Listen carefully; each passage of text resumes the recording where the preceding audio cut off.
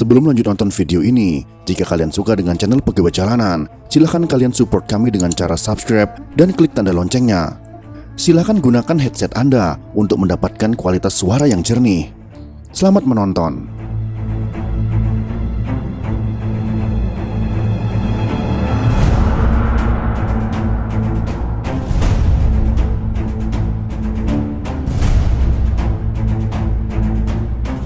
Pangeran Diponegoro, siapakah dia sebenarnya?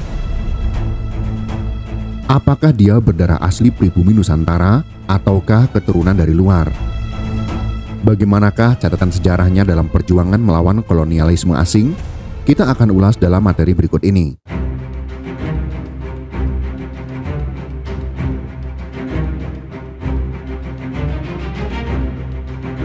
Pangeran Diponegoro atau Raden Ontowiryo lahir pada tanggal 11 November tahun 1785 dan wafat pada tanggal 8 Januari tahun 1855. Dia adalah putra tertua dari Sultan Hamengkubuwono III dan seorang pahlawan nasional Republik Indonesia yang memimpin Perang Diponegoro atau Perang Jawa selama periode tahun 1825 hingga tahun 1830 melawan pemerintah Hindia Belanda.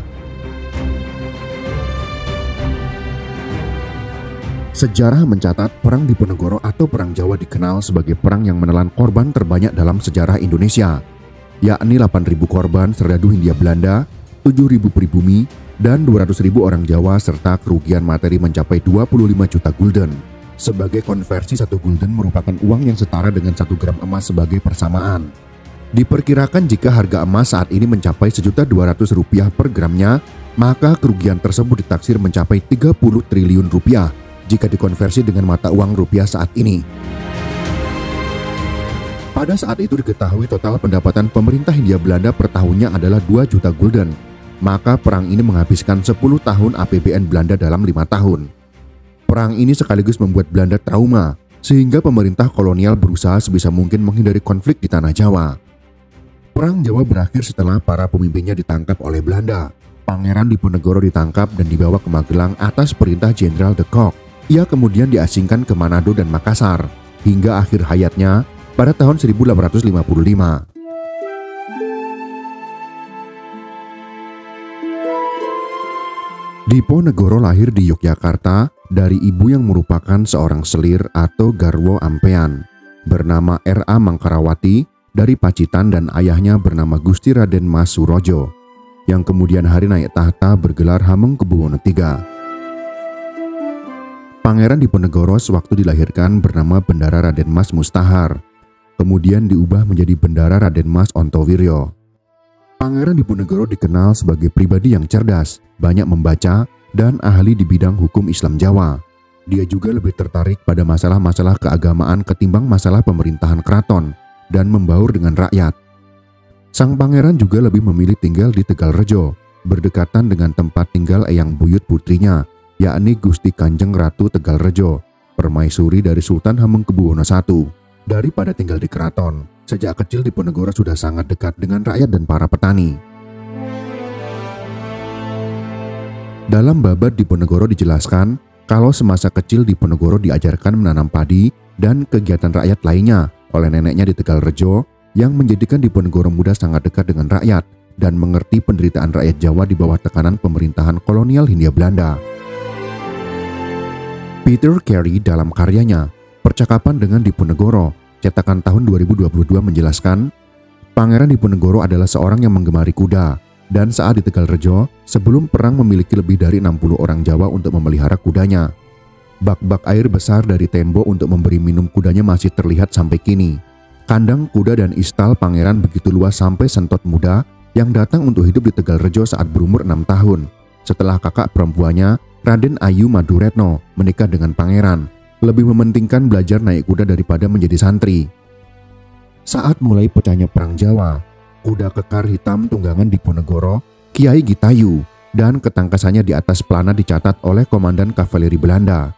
Saat perang, keahlian pangeran menunggang kuda sangat membantu dirinya untuk selamat ketika sering bisa menghindari pengejaran di medan yang sulit, terutama waktu menyeberang Kali Progo, di mana pangeran mengetahui semua area dangkal yang bisa dipakai untuk mengarungi sungai lebar itu tanpa dihanyutkan air. Peter Carey dalam Percakapan dengan Diponegoro cetakan tahun 2022, halaman 162. Peter Carey dalam karya lainnya juga menjelaskan, Pangeran Diponegoro lahir dengan nama asli Raden Mas Mustahar. Ia menerima nama dewasa dan gelar Bendara Raden Mas Ontowiryo pada tanggal 3 September tahun 1805 di usia 20 tahun. Pada usia itu pula, Diponegoro memulai perjalanan spiritual ke pantai selatan. Selama perjalanan itu, ia mengganti namanya menjadi Syekh Abdul Rahim, yang diambil dari bahasa Arab Syekh Abdul Rahim, yang kemudian diusulkan oleh penasehat spiritualnya di Tegalrejo. Nama samaran ini digunakannya agar tidak dikenali orang dan sebagai tanda bahwa ia ingin menjadi santri. Peter Carey dalam Takdir Riwayat Pangeran Diponegoro 1785 sampai 1855, cetakan tahun 2017, terjemahan Murdianto, Bambang, dan Laksono, halaman 18 dan halaman 56.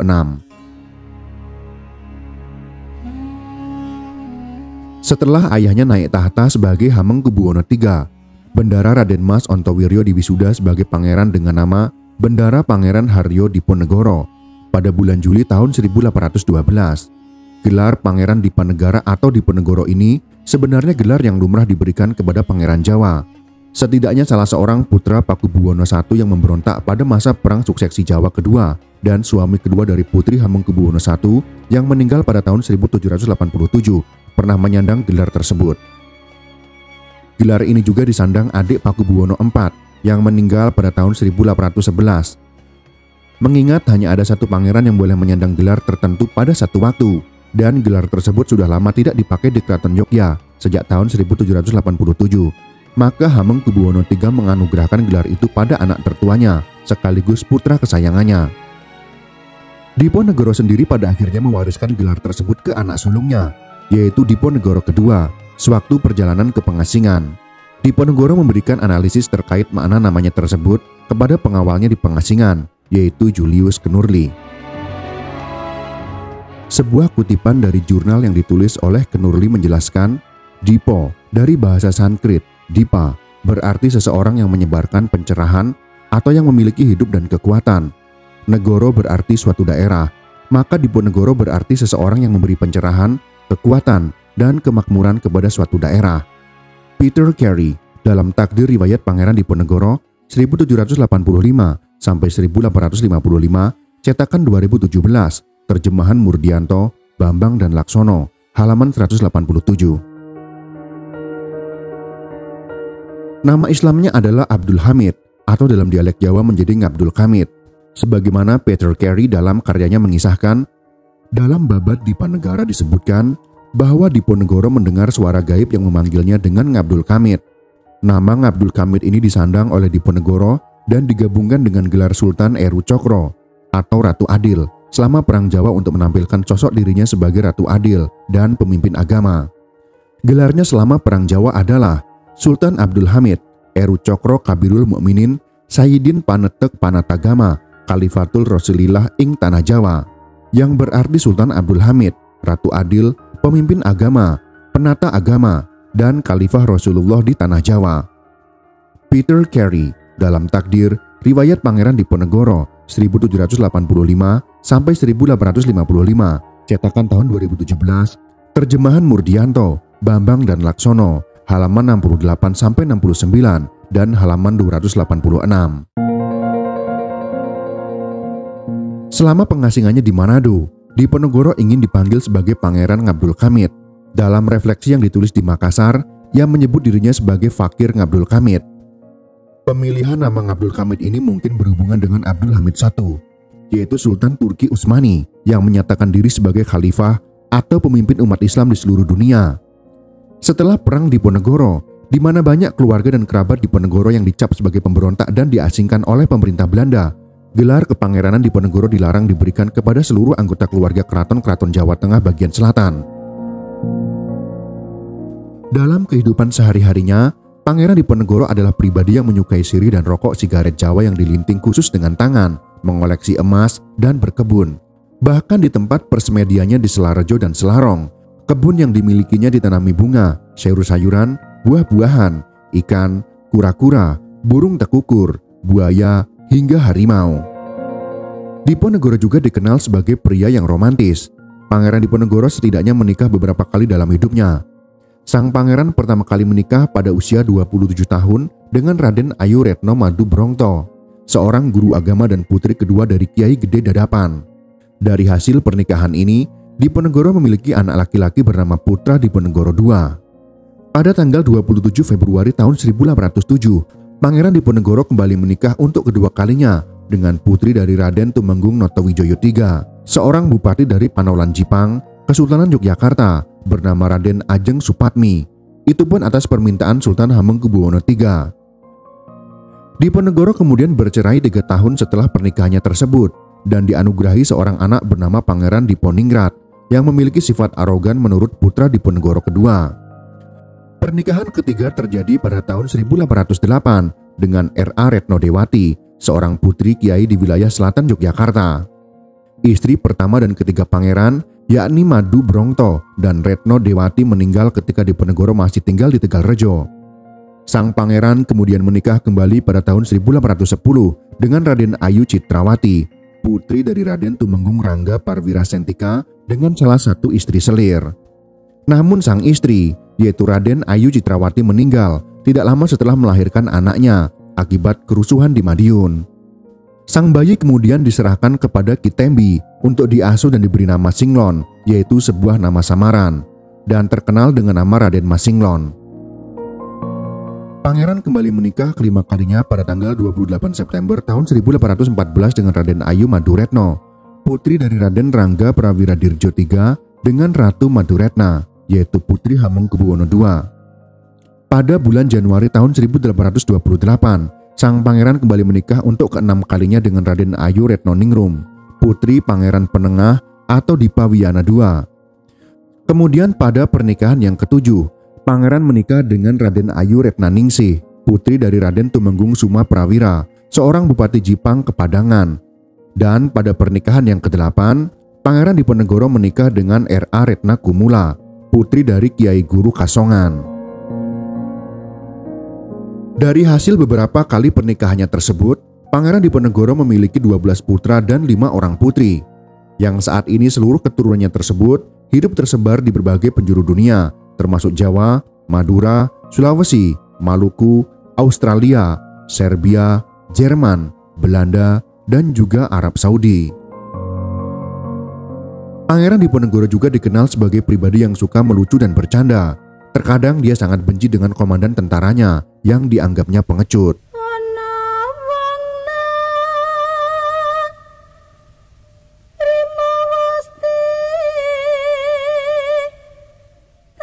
Meski menjalani sebagian hidupnya di Tegalrejo, Diponegoro tetap menjalankan kewajibannya sebagai seorang pangeran Kesultanan Yogyakarta.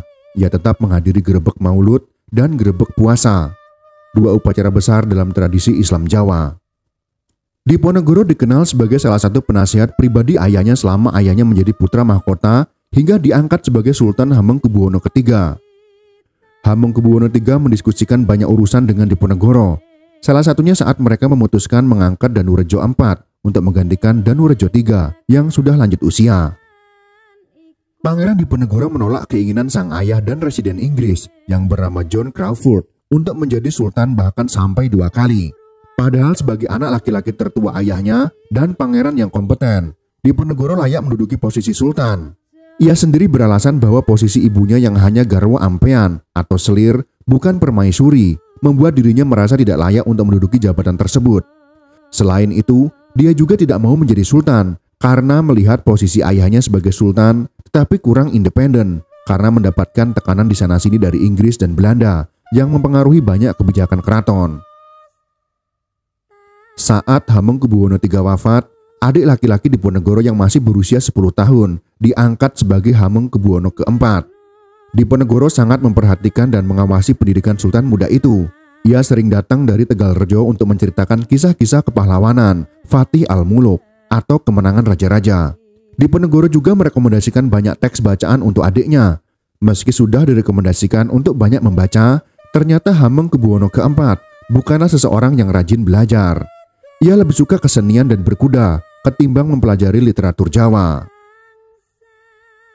Setelah Hamengkubuwono keempat meninggal mendadak, pada bulan Desember tahun 1822, Ibunda Hamengkubuwono IV Ratu Ageng dan Janda Hamengkubuwono IV Ratu Kencono memohon pejabat residen Belanda, De Salis, untuk segera mengukuhkan putra mahkota yang baru berusia 12 tahun untuk naik tahta sebagai Hamengkubuwono V, sekaligus meminta Paku Alam I tidak lagi menjadi wali raja.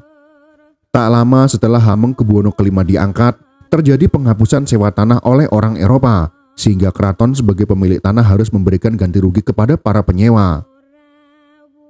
Diponegoro dan Mangkubumi yang mengemban tugas mengelola keuangan keraton bertindak atas nama Sultan untuk bernegosiasi terkait skema ganti rugi tersebut. Presiden Nahuis meminta kompensasi yang sangat tinggi yang ditolak oleh kedua pangeran itu, sehingga akhirnya menawarkan harga 26.000 dolar Spanyol. Ratu Ageng memerintahkan Danurejo IV untuk menerima tawaran itu tanpa persetujuan Diponegoro dan Mangkubumi. Kompensasi yang sangat besar itu berimbas pada keuangan keraton yang menipis hingga keraton perlu meminjam uang ke kapitan Cina dan Diponegoro dipaksa menyetujuinya. Dalam banyak urusan keraton, termasuk urusan keuangan, Ratu Ageng dan Danurejo keempat cenderung mengikuti permintaan Belanda karena takut terjadi apa-apa pada Hamengkubuwono V yang masih anak-anak. Sementara Diponegoro dipaksa memberi cap persetujuan saja dan semua hal penting diputuskan tanpa kehadirannya. Pangeran Diponegoro tidak menyetujui cara perwalian seperti itu, sehingga dia melakukan protes. Pada akhirnya, Diponegoro dan Mangkubumi memilih mundur sebagai wali karena tidak setuju dengan pengelolaan keuangan yang merugikan keraton dan hanya menguntungkan Belanda dan kronik-kroninya, termasuk Danurejo keempat. Urusan-urusan dalam keraton kemudian diputuskan oleh Residen Semisart dan asisten Residen Cavalier, Ratu Ageng, Danurejo IV, kemudian pengawal Sultan Wironegoro, dan penerjemah Kresidenan yaitu Johannes Gottlieb Dietrich.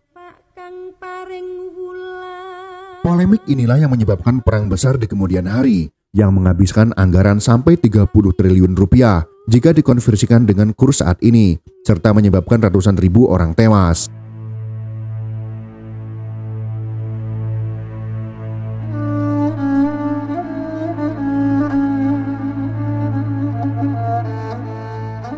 Perang Diponegoro atau Perang Jawa diawali dari keputusan dan tindakan Hindia Belanda yang memasang patok-patok di atas lahan milik Diponegoro di desa Tegalrejo.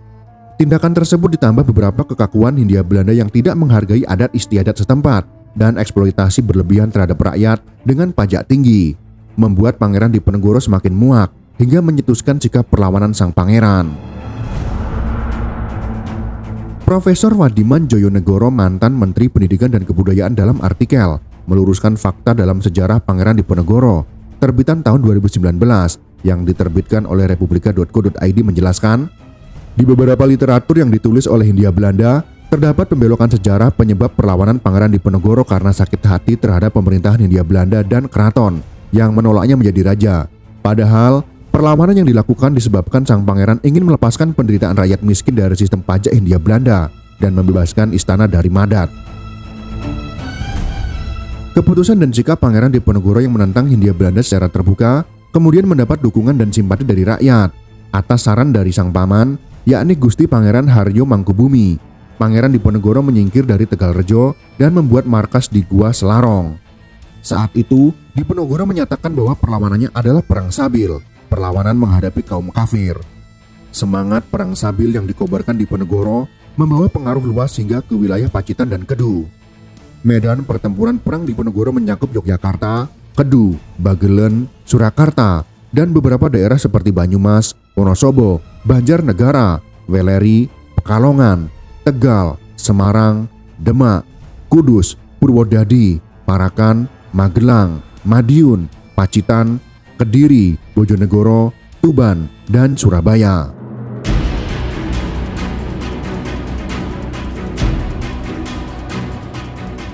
Pada tanggal 23 Mei tahun 1823, Pangeran Diponegoro menggalang kekuatan dengan para alim ulama dan tokoh-tokoh yang berpengaruh di wilayah Mataram. Orang pertama yang dikunjunginya adalah Kiai Abdani dan Kiai Anom di Bayat, Klaten. Selanjutnya bersama Pangeran Mangkubumi menemui Kiai Maja, Kiai kepercayaan Pakubuwono IV. Kemudian dengan diantar Kiai Maja, Pangeran Diponegoro menemui Temenggung Prawira Digdaya di Gagatan. Tumenggung Gagatan ini merupakan orang kepercayaan Susuhunan Pakubuwono ke-6. Susuhunan Pakubuwono ke-6 ini ternyata sangat mendukung perjuangan pamannya. Ia tidak hanya memberi dukungan dalam bentuk dana perang, tapi juga pasukan-pasukan keraton dan para senopati terpilih disediakan. Dukungan tersebut dideklarasikan dalam Sumpah Atiroto atau Sumpah Hatirata pada hari Rabu tanggal 5 Mei tahun 1825, bertempat di tempat yang saat ini dikenal sebagai Dusun Gagatan, Desa Ketoyan, Kecamatan Wonosegoro, Kabupaten Boyolali. Ketiganya adalah tokoh penting di balik siasat perang Diponegoro. Tempat dilakukannya Sumpah Atiroto ini saat ini dinamakan Pasenggerahan Dinrah. Isi Sumpah Atiroto adalah Ho, setya bekti ing Gusti hangayomi sepadaning urip rela lega ing pati. No, hami kukuhi tan kena hamo buang tilas tan gawe wisuna. Co, tan ngawuhi naluri tanah Jawa dadi raharjo. Beberapa tokoh karismatik yang turut bergabung dengan Pangeran Diponegoro dan menjadi panglima perangnya yaitu Kyai Maja, Pakubuwono VI, dan Raden Tumenggung Prawira Digdaya. Selain itu, ada beberapa ulama pendukung, yakni Kiai Imam Rafiil dari Begelan, Kiai Imam Nawawi dari Ngluning Purwokerto, Kiai Hasan Basori dari Banyumas, dan kiai-kiai lainnya. Selain para panglima perang dan beberapa ulama yang bergabung dan mendukung Pangeran Diponegoro, dia juga didampingi oleh para pendamping yang sering disebut sebagai punokawan atau pengiring, yakni Joyo Suroto atau Roto, Banteng Wareng, Sahiman atau Rujak Beling, Kasimun atau Wangsa Dikromo, dan Teplak atau Rujak Gadung. Mereka para punokawan tersebut juga sebagai bocah becik atau anak baik dan berperan bergantian sebagai abdi pengiring, guru, penasihat, peracik obat, pembanyol, hingga penafsir mimpi. Pasukan Pangeran Diponegoro dibagi menjadi beberapa batalion yang diberi nama berbeda-beda seperti Turkia, Arikia, dan lain sebagainya. Setiap batalion dibekali dengan senjata api dan peluru-peluru yang dibuat di hutan. Pangeran Diponegoro bersama para panglimanya menerapkan strategi perang gerilya yang selalu berpindah-pindah. Markasnya di Selarong sering kali kosong ketika pasukan Belanda menyerang lokasi tersebut. Sang pangeran dan pasukannya baru kembali ke Selarong setelah pasukan Belanda pergi meninggalkan Selarong. Pasukan pertahanan pasukan Diponegoro kemudian dipindahkan dari Selarong ke Daksa. Sang pangeran juga dinobatkan sebagai kepala negara dengan pusat negara berada di Pleret dengan pertahanan yang sangat kuat. Sistem pertahanan daerah Pleret dipercayakan penanganannya kepada Kerta Pengalasan. Kuatnya pertahanan di Pleret dibuktikan dengan gagalnya serangan besar-besaran pasukan Hindia Belanda pada tanggal 9 Juni tahun 1826. Setelah penyerangan tersebut, sang pangeran mengganti posisi Kerta Pengalasan dengan Alibasa Prawira Dirja dan Prawira Kusuma. Keduanya masih berusia 16 tahun. Setelah itu, masih di bulan dan di tahun yang sama, pasukan Hindia Belanda menyerang markas Diponegoro di Daksa. Tetapi, ternyata markas itu sudah dikosongkan. Ketika pasukan Hindia Belanda kembali dari Daksa menuju Yogyakarta, pasukan Diponegoro menyergap dan membinasakan seluruh pasukan dan menghilang dari Daksa. Pada bulan Oktober tahun 1826, pasukan Diponegoro menyerang pasukan Hindia Belanda di Gawok dan mendapatkan kemenangan. Namun sang pangeran terluka dan terpaksa harus ditanduk ke lereng Gunung Merapi. Pada tanggal 17 November tahun 1826, sang pangeran bertolak dari Pengasih, yaitu sebelah barat Yogyakarta, untuk menyerang pasukan Hindia Belanda. Di lokasi ini sang pangeran mendirikan keraton di Sambiroto sebagai pusat negara baru. Pasukan Belanda sempat menyerang Sambiroto, tetapi Diponegoro berhasil meloloskan diri. Perang sempat berhenti akibat gencatan senjata pada tanggal 10 Oktober tahun 1827. Namun perundingan tidak menemukan kesepakatan apapun. Berkat dukungan dan simpatik rakyat, pasukan Pangeran Diponegoro dapat dengan mudah memindah-mindahkan markasnya dan mendapat pasukan logistik. Selain itu, pasukan Diponegoro dikenal dengan cepat dan lincah berkat semangat perang sabilillah. Akibatnya, Hindia Belanda banyak mengirimkan jenderal, kolonel, dan mayor ke Pulau Jawa, seperti Jenderal de Kock, Jenderal Van Gien, Jenderal Holtzman, dan Jenderal Bischoff. Para senopati menggunakan strategi dengan menjadikan kondisi alam sebagai senjata dan tameng yang tak terkalahkan. Hal ini dilakukan dengan melakukan serangan-serangan besar-besaran pada saat bulan-bulan penghujan. Hujan tropis yang deras tersebut seringkali membuat gerak dari pasukan Hindia Belanda terhambat, sehingga para gubernur Hindia Belanda akan melakukan berbagai usaha untuk melakukan gencatan senjata dan berunding. Ancaman lainnya bagi pasukan Belanda adalah penyakit malaria disentri, dan sebagainya yang menjadi musuh yang tak tampak. Seringkali ancaman tersebut melemahkan moral dan kondisi fisik bahkan merenggut nyawa pasukan. Orang Belanda asal Eropa tentu saja belum mempunyai antibodi secara alami, terutama terhadap kuman-kuman tropis seperti malaria, sehingga ketika terjangkit, sebagian besar tentara Belanda tersebut akan mati atau minimal sakit sehingga mudah dikalahkan. Ketika gencatan senjata terjadi, Belanda lantas memanfaatkan situasi dengan mengonsolidasikan pasukannya dan menyebarkan mata-mata serta provokator di desa-desa dan kota, kemudian menghasut, memecah belah, dan bahkan menekan anggota keluarga para pangeran dan pemimpin perjuangan rakyat yang berjuang di bawah komando Pangeran Diponegoro.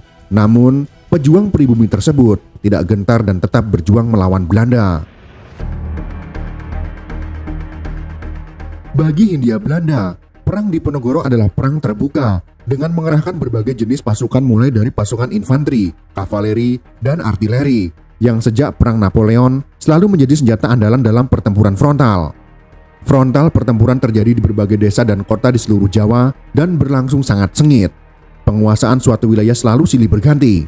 Jika ada suatu wilayah dikuasai pasukan Hindia Belanda pada siang hari, maka pada malam harinya wilayah tersebut sudah direbut kembali oleh pasukan pribumi. Demikian pula sebaliknya. Jalur-jalur logistik dibangun dari satu wilayah ke wilayah lain untuk menyokong keperluan perang. Berpuluh-puluh kilang mesiu dibangun di hutan-hutan dan dasar jurang. Produksi mesiu dan peluru berlangsung terus, sementara peperangan berkecamuk. Para telik sandi dan kurir bekerja keras mencari dan menyampaikan informasi yang diperlukan untuk menyusun strategi perang. Informasi mengenai kekuatan musuh, jarak tempuh dan waktu, kondisi medan, curah hujan menjadi berita utama karena taktik dan strategi yang jitu hanya dapat dibangun melalui penguasaan informasi. Pada puncak peperangan tahun 1827, Belanda mengerahkan lebih dari 23.000 orang serdadu. Suatu hal yang belum pernah ada, suatu wilayah yang tidak terlalu luas seperti Jawa Tengah dan sebagian Jawa Timur, tetapi dijaga oleh puluhan ribu serdadu. Dari sudut kemiliteran, ini adalah perang pertama yang melibatkan semua metode yang dikenal dalam sebuah perang modern. Baik metode perang terbuka maupun metode perang gerilya yang dilaksanakan melalui taktik hit and run dan penghadangan. Ini bukanlah perang suku, melainkan suatu perang modern yang memanfaatkan berbagai siasat yang saat itu belum pernah dipraktikkan.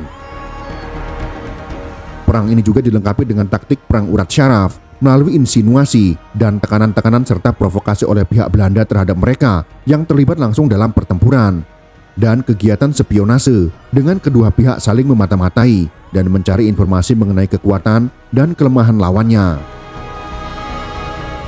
Berbagai cara licik juga terus dilakukan pihak Belanda untuk menangkap Diponegoro. Bahkan sayembara pun dipergunakan dengan mengeluarkan maklumat pada tanggal 21 September tahun 1829 bahwa siapapun yang dapat menangkap Pangeran Diponegoro baik hidup atau mati akan diberikan hadiah sebesar 50.000 gulden beserta tanah dan penghormatan. Perubahan strategi Hindia Belanda terjadi ketika Gubernur Jenderal de Kock diangkat menjadi Panglima seluruh Hindia Belanda pada tahun 1827. Untuk membatasi ruang gerak dan strategi gerilya Pangeran Diponegoro, de Kock menggunakan strategi perbentengan. Benteng-benteng dengan kawat berduri didirikan begitu pasukan Hindia Belanda berhasil merebut daerah kekuasaan pasukan Diponegoro. Tujuannya adalah agar pasukan Diponegoro tidak dapat kembali dan mempersempit ruang geraknya. Jarak antar benteng berdekatan dan dihubungkan dengan pasukan gerak cepat. Perlawanan Pangeran Diponegoro semakin melemah sejak akhir tahun 1828 setelah Kiai Maja, pemimpin spiritual pemberontakan, ditangkap pada tanggal 12 Oktober tahun 1828, menyusul kemudian Sentot Prawiro Dirjo dan pasukannya pada tanggal 16 Oktober tahun 1828. Karena kesulitan biaya dan tertangkapnya istri sang pangeran, yakni Retna Ningsih, dan putranya pada tanggal 14 Oktober tahun 1829.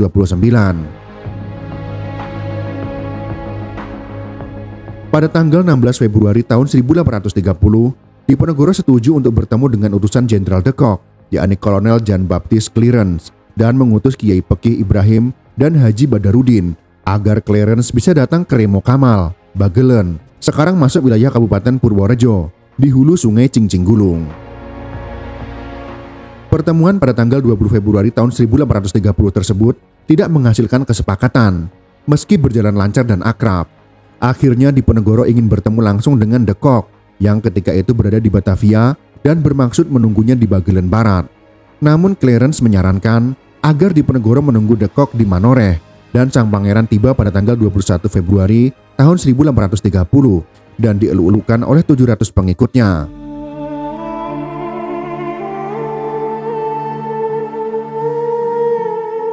Ketika itu bulan Ramadan berlangsung mulai 25 Februari hingga 27 Maret tahun 1830 dan Pangeran Diponegoro menegaskan kepada De Kock bahwa selama pertempuran di bulan puasa tidak akan ada diskusi yang serius dan hanya ramah tamah biasa hingga bulan Ramadan berakhir. De Kock pun menyetujuinya. Selama tinggal di Magelang, seluruh pasukan dan pengikut Pangeran Diponegoro ditandai dengan sorban dan jubah hitam yang diberikan oleh Clarence. Sikap manis ditunjukkan De Kock pada Pangeran Diponegoro dengan memberikan hadiah seekor kuda berwarna abu-abu dan uang 10.000 gulden yang dicicil 2 kali untuk membiayai para pengikutnya selama bulan puasa. Bahkan De Kock mengizinkan istri sang pangeran, ibunya, kedua putra dan putrinya yang masih kecil, yakni Raden Mas Jonet dan Raden Mas Raib, putra tertuanya bersama Panglima Diponegoro di Kedu Utara. Basah Imam Musbah hadir dan bergabung di Magelang. Dalam pikiran De Kock, kedatangan Diponegoro dan pengikutnya secara sukarela menunjukkan bahwa Pangeran Diponegoro telah kalah secara de facto. Sementara itu, selama bulan puasa, De Kock bertemu dengan sang pangeran sebanyak 3 kali, yakni sebanyak 2 kali saat jalan subuh di Taman Kresidenan dan 1 kali ketika De Kock datang sendiri ke pesanggerahan sang pangeran. Namun mata-mata yang ditanamkan Residen Falk di Kesatuan Diponegoro yang bernama Tumenggung Mangun Kusumo melaporkan bahwa sang pangeran tetap bersikeras mendapatkan pengakuan Hindia Belanda sebagai Sultan Jawa bagian selatan ataupun sebagai Ratu Panetek Panotogomo wonten ing tanah Jawa sedoyo atau raja dan pengatur agama di seluruh tanah Jawa atau kepala agama Islam. Setelah itu pada tanggal 25 Maret tahun 1830 De Kock memberikan perintah rahasia kepada 2 komandannya, yakni Letnan Kolonel Louis Duperon dan Mayor A.V. Misel, mempersiapkan penangkapan militer untuk mengamankan penangkapan sang pangeran. Akhirnya pada tanggal 28 Maret tahun 1830, bertepatan dengan hari Idul Fitri, Jenderal De Kock bertemu dengan Pangeran Diponegoro. Jenderal De Kock didampingi Residen Kedu, yaitu Falk, Letnan Rus, yaitu Perwira De Kock, Mayor De Stuarts, dan penerjemah bahasa Jawa, yaitu Kapten J.J. Roof. Pangeran Diponegoro didampingi ketiga putranya, penasihat agama, 2 punokawan, dan Panglima Basah Mertanegara. De Kock memulai pertemuan dengan meminta agar Pangeran Diponegoro tidak usah lagi ke Matase. Sang pangeran merasa heran dan mempertanyakan kembali kepada De Kock kenapa tidak diizinkan kembali, padahal dia hanya bersilaturahmi menjelang akhir bulan puasa. De Kock langsung bicara akan menahan Diponegoro dan suasana pun langsung berubah tegang. Diponegoro langsung meresponnya dengan menanyakan ada masalah apa sehingga dirinya harus ditahan. Dia merasa tidak bersalah dan tidak menaruh benci kepada siapapun. Mertanegara menyela pembicaraan dan meminta agar masalah politik bisa diselesaikan lain waktu. De Kock langsung memotong pembicaraan dan menegaskan dengan nada tinggi, dengan mengatakan terserah pangeran setuju atau tidak, dia akan menuntaskan masalah politik hari itu juga. Pangeran Diponegoro langsung berbicara dan menuding Jenderal De Kock. Hatinya busuk karena keputusannya terburu-buru dan tidak pernah dibicarakan sebelumnya selama bulan puasa. Sang pangeran langsung berbicara bahwa dia tidak memiliki keinginan lain, kecuali pemerintah Hindia Belanda mengakuinya sebagai kepala agama Islam di Jawa dan gelar sultan yang disandangnya. Jenderal De Kock kemudian memerintahkan Letkol Rus agar Duperon menyiapkan pasukan. Pangeran Diponegoro kemudian berbicara dengan situasi seperti itu. Dirinya tidak takut mati. Dia tidak takut dibunuh dan tidak bermaksud menghindarinya. De Kock terhenyak mendengar sikap keras Pangeran Diponegoro dan dengan suara lirih berbicara bahwa dirinya tidak akan membunuh sang pangeran, tetapi juga tidak akan memenuhi keinginan sang pangeran. Sempat terbersit dalam benak Pangeran Diponegoro untuk menghujamkan keris ke tubuh De Kock, namun niatannya diurungkan karena akan merendahkan martabatnya. Setelah meminum teh dan menghampiri pengikutnya, sang pangeran beranjak keluar dan Pangeran Diponegoro pun berhasil ditangkap. Sewaktu di Unggaran dalam perjalanannya ke Batavia menuju tempat pengasingan dengan dikawal oleh perwira Belanda, Pangeran Diponegoro berbicara cukup panjang dengan Kapten Roos dalam bahasa Jawa tentang berbagai hal mengenai negosiasi yang baru terjadi dan mengatakan bahwa mendapat kesan kalau dalam negosiasi itu dia tidak dapat mencapai kesepakatan dengan Jenderal De Kock. Mereka akan mengizinkan dia kembali ke pegunungan Banyumas tanpa dihalang-halangi. Ini merujuk pada janji yang konon diberikan secara lisan kepada Pangeran Diponegoro dalam negosiasi damai awal di Remo Kamal Banyumas pada tanggal 16 Februari tahun 1830 oleh Kolonel Jan Baptist Clearance, perwira Belanda yang bertanggung jawab atas negosiasi tersebut. Clearance akan berjanji kepada Pangeran Diponegoro bahwa sang pangeran akan diizinkan untuk kembali ke pegunungan Banyumas seandainya negosiasi dengan Jenderal de Kock di Magelang tidak membuahkan hasil yang memuaskan baginya. Jaminan ini diabaikan oleh Jenderal de Kock ketika dia menahan Pangeran Diponegoro. Tetapi Pangeran Diponegoro kemudian secara tidak langsung mengingatkan Clearance melalui sepucuk surat yang dikirimkannya dari Makassar pada tanggal 14 Desember tahun 1835. Peter Carey dalam percakapan dengan Diponegoro, cetakan tahun 2022, halaman 51-52.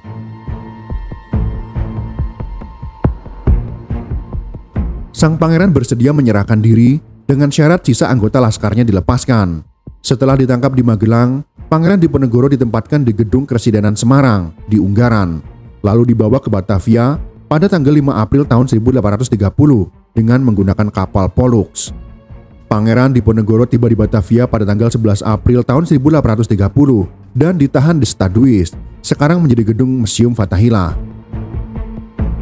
Selanjutnya pada tanggal 30 April tahun 1830, Pangeran Diponegoro diasingkan ke Manado dan istri keenamnya, bersama Tumenggung Dipasena dan istrinya, serta para pengikut lainnya seperti Merta Leksana, Banteng Wereng, dan Nyai Sotaruna. Mereka tiba di Manado pada tanggal 3 Mei tahun 1830 dan ditawan di Benteng New Amsterdam. Pada tahun 1834, Pangeran Diponegoro dipindahkan ke Makassar hingga wafatnya di Benteng Rotterdam pada tanggal 8 Januari tahun 1855. Pangeran Hendrik yang ayahnya kelak menjadi Raja Willem II menulis dalam buku hariannya saat bertemu dengan Pangeran Diponegoro saat dalam pengasingannya di Benteng Rotterdam pada tanggal 7 Maret tahun 1837. Di dalamnya dia mengkritik cara Belanda, khususnya Jenderal de Kock, dalam memperlakukan Pangeran Diponegoro karena memiliki dampak politik yang sangat buruk di daerah Hindia Belanda. Jika suatu hari kita menghadapi sebuah kondisi yang tidak diharapkan, yaitu terjadi sebuah perang lagi di Jawa, di mana salah satu di antara kita, entah pihak kita atau orang Jawa akan kalah, tentunya tidak akan ada lagi satupun pemimpin mereka yang sudi bernegosiasi dengan kita. Saya yakin bahwa penyebab kampung Bonjol di Sumatera menolak untuk menyerah tidak lain disebabkan oleh apa yang diucapkan salah seorang pemimpin orang Bonjol, yaitu Tuanku Imam Bonjol. Jika saya bersedia datang untuk berunding dengan Belanda, saya yakin akan diperlakukan seperti Diponegoro. Namun cukuplah tentang ini semua, kata Pangeran Hendrik, sebagaimana dikutip oleh Peter Carey dalam percakapan dengan Diponegoro, cetakan tahun 2022, halaman 256-266.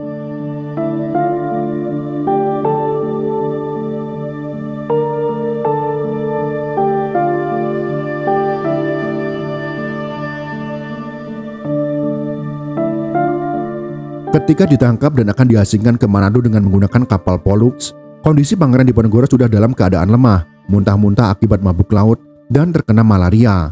Letnan Kenurli, yang merupakan ajudan dari Gubernur Jenderal Van den Bosch, mengawal pengasingan Diponegoro.